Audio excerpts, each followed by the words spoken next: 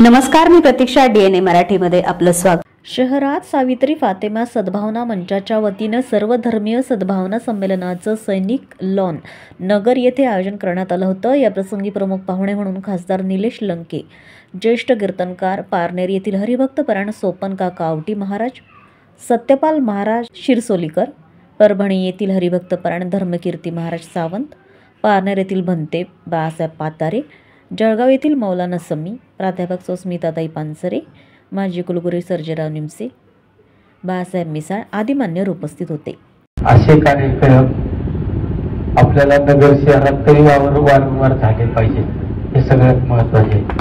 आपल्याला आज खऱ्या अर्थाने सद्भावना विचारांची गरज आणि छत्रपती शिवरायांच्या विचाराची गरज आज या ठिकाणी समाजाला आहे.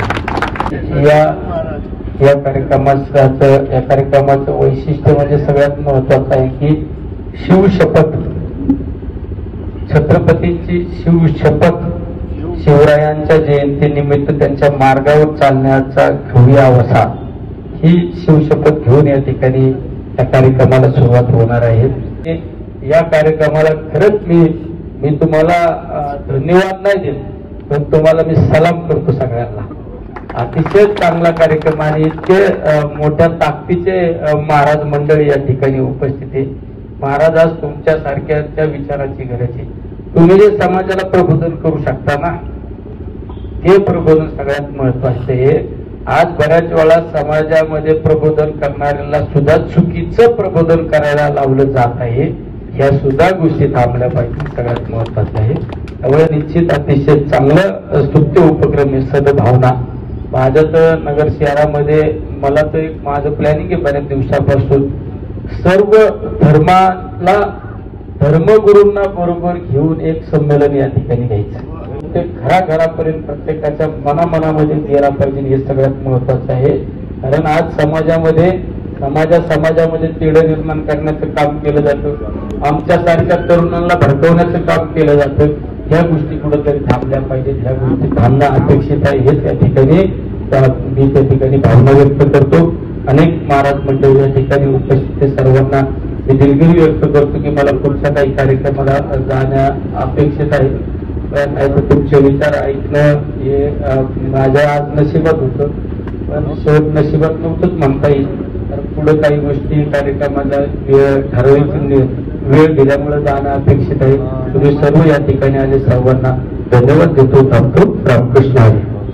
शाह शरीफ रहम या शहरातलं आहे ना, श्रद्धास्थानी असणारे सूफी संत मालोजी राजेंना परम आदर या शाह शरीफ बाबांचा. म्हणून तर मालोजी राजेंनी आपल्या दोन्ही मुलांची नाव, एकाचं नाव शहाजी आणि दुसऱ्याचं नाव शरीफजी असं ठेवलं. सद्भावना आहे, हा सद्भावनेचा वारसा आहे. अरे ते शरीफजी आजही त्यांची समाधी आहे बातोडीला. दारातीर्थी पडले निजामशाही करून लढताना मुघलांविरुद्ध, आहे ना.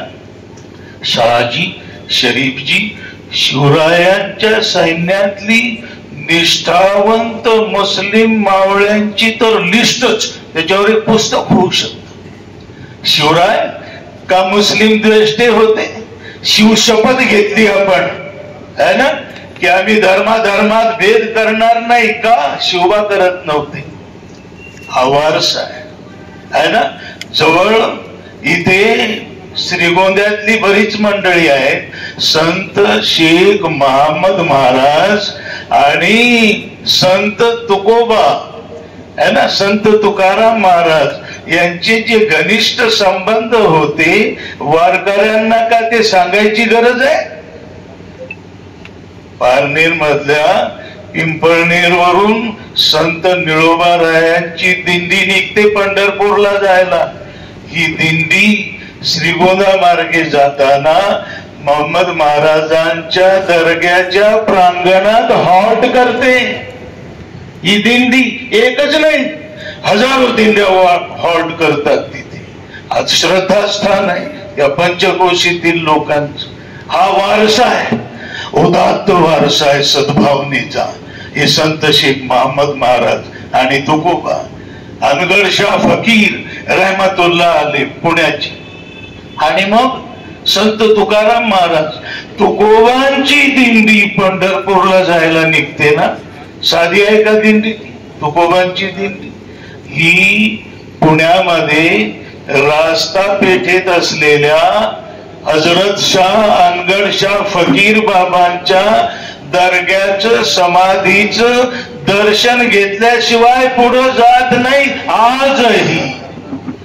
आजही ती सद्भावना अबाधित आहे. आणि निव्वळ ही संत परंपराच नाही बरं का फारुख भाई, फुले शाहू आंबेडकरी विचारांचा अभिमान आहे ना आपल्याला, सार्थ अभिमान आहे महाराष्ट्राला. काल नाव घेत नाहीत, लक्षात घ्या. कालच्या मराठी भाषेच्या साहित्य संमेलनात तारा भवाळकरांना चक्रधर स्वामी आणि परधर्माचा विसर पडला. अत्यंत निषेधार्ह आणि निंदनीय बाब आहे.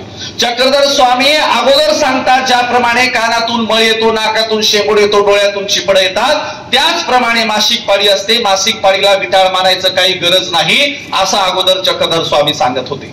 आणि म्हणून चक्रधर स्वामींचा हा विचार महाराष्ट्रामध्ये हजारो वर्षापासून आमच्या पूर्वजांनी, आमच्या महापुरुषांनी जिवंत ठेवला. चक्रधर स्वामी म्हणतात, एकाच कोठीचे बैल भांडती झुंजती परी कुशीस कूच लावून बैसती. अरे आम्ही हिंदू आहोत, आम्ही मुस्लिम आहोत, आम्ही दलित आहोत, आम्ही सख्खे एकाच वंशाचे, द्रविड वंशाचे लोक आहोत. त्यामुळे रोज आम्ही एकमेकांच्या गच्चीला पकडून जरी भांडत असू तरी आम्ही सलोख्याने राहणारे लोक आहोत, प्रेमाने राहणारे लोक आहोत. ज्याप्रमाणे बैल दिवसभर काम करतात किंवा दिवसभर भांडणं करतात, पण रात्रीच्या वेळेला एकाच कोठीमध्ये दोन्ही बैल एकमेकांच्या पाठीला पाठ लावून कुशीला कूच लावून बसतात. अगदी आमच्या हिंदू मुस्लिमांचंही असंच आहे. आणि म्हणून चक्रधर स्वामींचा विचार या देशात समतेचा, बंधुभावाचा होता. नामदेवांनी हिंगोली जिल्ह्यातल्या अगदी छोट्याशा नरसी गावातून भागवत धर्माची घोषणा केली आणि सांगितलं, वैदिकांच्या, सनातन्यांच्या, कर्मकांड्यांच्या, आजच्या ब्राह्मणवाद्यांच्या धर्माच्या विरोधात मी उभा राहणार आहे. कारण यांचा धर्म समता मानत नाही, बंधुभाव मानत नाही, अस्पृश्यता मानतो, वर्ण व्यवस्था मानतो. नामदेवा एकदा हेच सांगायला औंढा नागनाथाच्या मंदिरात गेले, तिथल्या पुरोहितांनी हकलून लावलं. बघा, अभंग हिंदीत लिहिला म्हणून वाचला, नाहीतर नामदेवांनी मराठीत अभंग लिहिला असता तर तुम्हाला माहितीये जगद्गुरु तुकोबारायांच्या अभंगाच्या गाथ्याच्या वाट्याला इंद्रायणीचा डो आला. नामदेवांच्या या अभंगांचं काय झालं असतं तुम्हाला सांगायची गरज नाही. उत्तरेकडे गेली आणि स्वतःच्या हृदयातली वेदना हिंदीत सांगितली. नामदेव म्हणाले, ही नदी न जाती मेरी पंडरी के राया, ऐसा नाम दर्जी तुमने काय को बनाया. नामा टाल विना लेके राहुल में गया, कीर्तन करते समय ब्राह्मणों ने बाहर ढकलाया. अरे चार वर्ण गाय के एक वर्ण दूध, तुम कहा के ब्राह्मण हम कहा के सूद. गायी चार रंगाच्या असतात, काही गायी तांबड्या रंगाच्या, काही काळ्या रंगाच्या, काही मिक्स कलरच्या. अरे गायी चार रंगाच्या असतात पण दूध मात्र एकाच रंगाचं असतं. मग तुम्ही कसले वरच्या जातीचे आणि आम्ही कसले खालच्या जातीचे. इथल्या धर्मव्यवस्थेला नामदेवांनी जाहीर प्रश्न केला, त्याचं उत्तर आजही देता आलेलं नाही.